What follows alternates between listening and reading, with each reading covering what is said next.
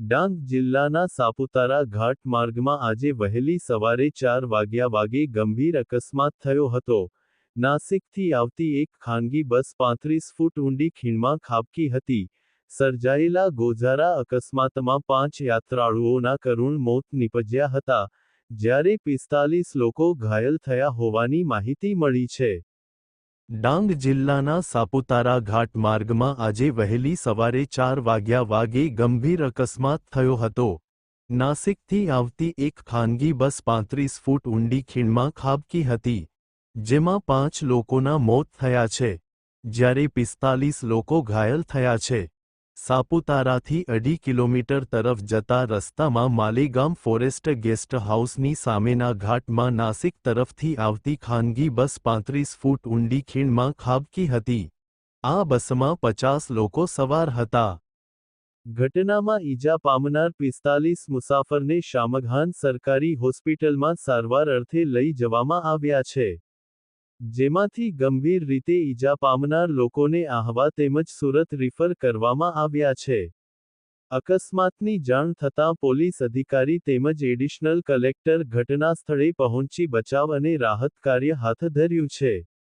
જાણવા મળ્યા મુજબ મધ્યપ્રદેશ જિલ્લાના ગુના, શિવપુરી અને અશોકનગરના રહેવાસી યાત્રાળુઓ ખાનગી બસમાં ચારધામની યાત્રા કરીને પરત ફરી રહ્યા હતા.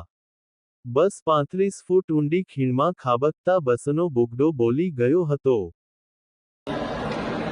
આજે રોજ સવારે ડાંગ જિલ્લાના સાપુતારાની ઘાટમાં એક દુઃખદ બનાવમાં એક લક્ઝરી ખીણમાં પડી જવાથી 5 વ્યક્તિના મૃત્યુ થયા છે અને અન્ય 15થી 20 કે થોડા તેથી વધારે પણ ઇજાગ્રસ્ત છે.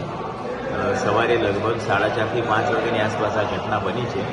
વાસ્તવમાં 40થી 42 દિવસ પહેલાં મધ્યપ્રદેશના ગુના, અશોકનગર અને શિવપુરી જિલ્લામાંથી ધાર્મિક અને અન્ય પ્રવાસે નીકળેલા લોકો છેલ્લે નાસિક ત્રંબકથી દ્વારકા તરફ જવા નીકળ્યા હતા. 4 બસો છે લક્ઝરી, અને એમાં પેસેન્જર્સના કહેવા મુજબ સાપુતારા ખાતે ચા પાણી કરેલ છે, તેથી કદાચ ડ્રાઈવરને ઝોકવું આવવાનો કે એવો બનાવ નહીં બન્યો હોય, પરંતુ ટેકનિકલી બ્રેક ફેલ કે અન્ય કોઈ કારણસર આ દુર્ઘટના બની છે.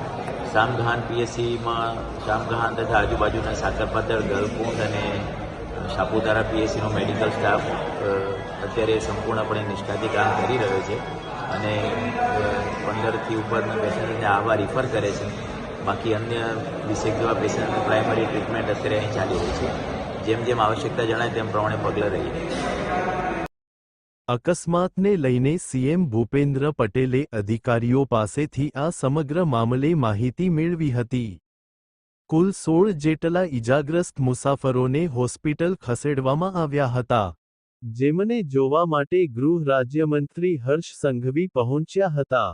ઉલ્લેખનીય છે કે કુલ 5 લોકોના અકસ્માતમાં મોત થયા છે, જ્યારે સુરતની હોસ્પિટલમાં કુલ 16 લોકોને ખસેડવામાં આવ્યા છે. ઘાયલોની મુલાકાત લેવા માટે ગૃહ રાજ્યમંત્રી હર્ષ સંઘવી પહોંચ્યા હતા, જેમણે ઘાયલોને સાંત્વના આપી હતી. આ અકસ્માતમાં 5 મુસાફરોના કરુણ મોત નીપજ્યા છે, જ્યારે 24 મુસાફરો ગંભીર રીતે ઈજાગ્રસ્ત થયા છે, જેથી તેઓને સુરતની સિવિલ હોસ્પિટલ લાવવામાં આવ્યા હતા, જ્યાં હાલ તેઓ સારવાર હેઠળ છે. ડાંગથી રોમિશા પટેલનો રિપોર્ટ. કર્તવ્ય ગુજરાત ન્યૂઝ.